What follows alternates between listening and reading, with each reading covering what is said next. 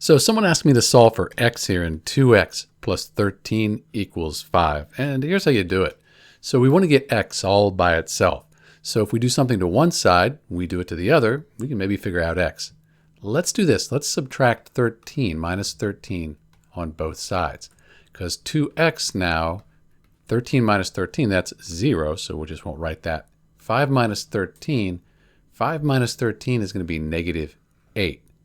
Now we can divide both sides by 2, because if we do that, 2 over 2, that's just 1. So we end up with x equals, and negative 8 divided by 2. 8 divided by 2 is 4, so we have our negative sign, negative 4.